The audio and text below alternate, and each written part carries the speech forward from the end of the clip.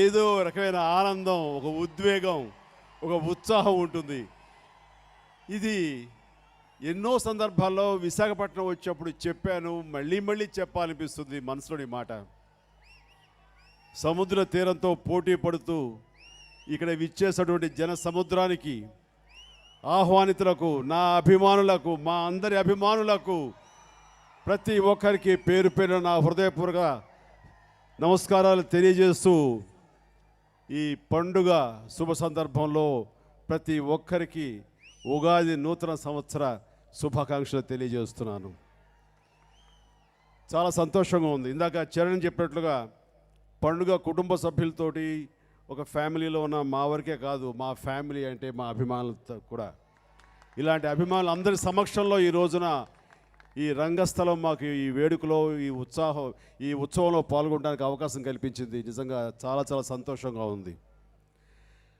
And ఈ వైజాగ్లో ఈ సాగర తీరం చూస్తుంటే, సాగర తీరాన అంటూ ఛాలెంజ్లో సాంగ్ కానీ, యూరేకా సాకా మేకా అంటూ అభిలాష్లో సాంగ్ కానీ, ఆరాధన సినిమాలో సాంగ్స్ కానీ, బంగారు కోడిపెట్ట అని ఘరణ మొగులో సాంగ్, ఇవన్నీ ఒకదాని ఒకటి తరుముకుంటూ ఆ యొక్క గుర్తులు, ఆ జ్ఞాపకాలు పరంపర ముందుకు తోసుకుంటూ వస్తున్నాయి. బహుశా ఆ సమయంలో అంటే 80 అభిలాష విధి చేసేటప్పుడు ఎంతో ఉత్సాహంగా భవిష్యత్తు గురించి ఆలోచించుకుంటూ, మనం పెద్ద యాక్టర్ అవ్వాలి, పెద్ద స్టార్స్ అవ్వాలంటే కష్టపడాలి అంటూ ఎంతో ఉత్సాహంగా ఈ రిషికొండ నుంచి ఆర్కే బీచ్లోను, గంగవరం పోర్టులోను ఇవన్నీ కూడాను ఆలోచిస్తూ భవిష్యత్తు ఆశల సౌధాన్ని నిర్మించుకుంటూ, పునాదులు వేసుకుంటూ, ఆ రకమైన అనుబంధం ఈ అందాల విశాఖపట్నంలో ఉంది. విశాఖపట్నం అందమైన తీరంతోనే కాదు, అందమైనటువంటి ఈ తీర ప్రాంతమే కాదు, ఇక్కడ అందమైన మనసున్న మనుషులు, ఇక్కడ మనుషులు చాలా చాలా ప్రేమ వాత్సల్యం చూపిస్తారు. ఎప్పుడు వచ్చినా సరే ఒక చక్కటి, ఒక సంతృప్తి అయినటువంటి ఫీలింగ్ తోటి ఇక్కడి నుంచి వెళ్తాం మేము. ఇక్కడ మనుషులు శాంతి కాముకులు. ఇక్కడ లొకేషన్స్ కానీ ఇవన్నీ కూడా ఈ ప్రదేశం అంతా కూడా చాలా శాంతంగా ఉంటుంది, ప్రశాంతంగా ఉంటుంది. అందుకు ఎన్నోసార్లు అన్నాను, మళ్ళీ అంటున్నాను, నాకు ఈ రెండవ హోమ్ ఉండాలి అంటే రిటైర్డ్ అయిన తర్వాత మనం శాంతంగా ఉండాలి, ప్రశాంతంగా ఉండాలంటే అది విశాఖపట్నం అని మరొకసారి తెలియజేస్తున్నాను. ఈ విశాఖపట్నంతో నాకున్న అనుబంధానికి ఈ రోజున ఈ రంగస్థలం ఫంక్షన్ ఇంత అద్భుతంగా, కనులు పండుగగా, అంగరంగ వైభవం కాదు, రంగస్థలం రంగరంగ వైభవంగా జరుగుతుంది. ఆ రకంగా ఈ ఫంక్షన్లో మేమందరం మీతో పాటు పాలు పంచుకోవడం చాలా సంతోషంగా ఉంది. అందుకు ముఖ్యంగా నన్ను ఆహ్వానించి నాకు ఈ అవకాశం కల్పించినటువంటి మైత్రి మూవీస్ మిత్రత్రయానికి నా హృదయపూర్వక అభినందనలు తెలియజేయాలి, ధన్యవాదాలు తెలియజేయాలి. నవీన్ గారికి, రవి గారికి, మోహన్ గారికి. ఆ ప్రొడ్యూసర్స్ చూస్తుంటే ఎంత ముచ్చటగా ఉంటుందంటే, ముగ్గురు ఒక కోఆర్డినేషన్తో ఉంటుంది. సినిమానే తప్ప మరి ఇంకేమీ ఆలోచించరు, సక్సెస్గా చేయాలని. కేవలం 3 సినిమాలతోటి చెప్పాలంటే, మరి 2 సినిమాలతో గతంలో రిలీజ్ అయినవి, ఇది 3వ సినిమా. 3 సినిమాలతోటి ఎంతో గుడ్ విల్ సంపాదించారు, ఎంతో బ్యానర్ వాల్యూ సంపాదించారు. ప్రతి ఒక్క హీరో కూడా వాళ్ళతో సినిమా చేయాలి అన్నంత స్థాయికి ఇమేజ్ సంపాదించున్నారంటే అది మాష విషయం కాదు.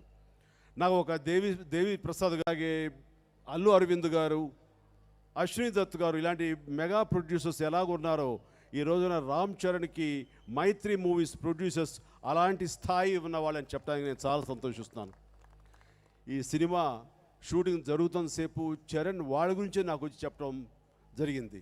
నన్ను ఎంత బాగా చూసుకుంటున్నారు, ఎలా వెళ్ళావు, ఈ సమ్మర్లో వెళ్ళావు, ఆ విలేజ్లో నువ్వు ఎలా చేస్తున్నప్పుడు ఎలా ఉంది, సౌకర్యంగా ఉందా లేదా అంటే అస్సలు మీరు పట్టించుకోలేకలేదు, అంత అద్భుతంగా నన్ను చాలా చాలా బాగా చూసుకున్నారు, అన్ని రకాల వసతులు ఇచ్చి నన్ను అంత బాగా చూస్తున్నారని చెప్పాడు. ఆ రకంగా ఇలాంటి ప్రొడ్యూసర్స్ సినిమా పరిశ్రమకి రావాలి, ఉండాలి. తద్వారా సినిమా పరిశ్రమ ఎంతో ఆరోగ్యవంతంగా ముందుకు సాగుతుంది. కాబట్టి ఆఖరిగా చెప్తారు ప్రొడ్యూసర్స్ గురించి, కానీ ముందుగా చెప్పాల్సినటువంటి బాధ్యత నాకున్నది. కాబట్టి వారి ముగ్గురికి ఈ సినిమా మరీ ముచ్చటగా 3వ సినిమా కూడా వాళ్ళకి హ్యాట్రిక్ హిట్ అవుతుందంటే ఎలాంటి సందేహం లేదు. వారికి ముందుగా నా హృదయపూర్వక అభినందనలు తెలియజేస్తున్నాను. గుడ్. ఇక ఈ సినిమా గురించి చెప్పాల్సి వస్తే అగ్రతాంబూలం ఇవ్వాల్సింది దర్శకుడికి, సుకుమార్కి. అద్భుతమైనటువంటి పనితనాన్ని చూపించాడు ఆయన. ఎన్నో సినిమాలు వస్తున్నాయి ఈ విలేజ్ నేపథ్యంలో, కానీ ఇందాక ఎవరో చెప్పినట్టుగా ప్యూర్ తనే చెప్పాడు అనుకుంటా, ఇది ప్యూర్ విలేజ్ నేపథ్యంలో సినిమా, ఎక్కడ పొల్యూట్ కాని సినిమా. ఆ రకంగా కథ తను నాకు చెప్పినప్పుడు ఏమేమి అంశాలు ఇందులో తను చెప్పుకుంటూ వెళ్ళాడో, ఇది గ్రామీణ నేపథ్యం ఎలా ఉంటుందంటూ తను నాకు ఎక్స్ప్లెయిన్ చేస్తూ వెళ్ళాడో, ఈరోజు నా సినిమా నేను చూశాను, అలాగే ఉంది. అంత అద్భుతమైనటువంటి పల్లె వాతావరణాన్ని చూపిస్తూ, పల్లెటూరి మనస్తత్వాల్ని, అక్కడ ఉండే లోకల్ పాలిటిక్స్ గురించి ప్రస్తావిస్తూ, వాటితోటి ఎమోషన్ రైజ్ చేసుకొస్తూ ఎంతో ఇంట్రెస్టింగ్గా సస్టైన్ చేసుకొచ్చి, ఆద్యంతం బిగినింగ్ ఫ్రేమ్ నుంచి ఎండ్ ఫ్రేమ్ వరకు అరెస్ట్ చేసేలాగా ఉంది. అందుకని ఈ సినిమా నేను చాలా చాలా ఎంజాయ్ చేశాను.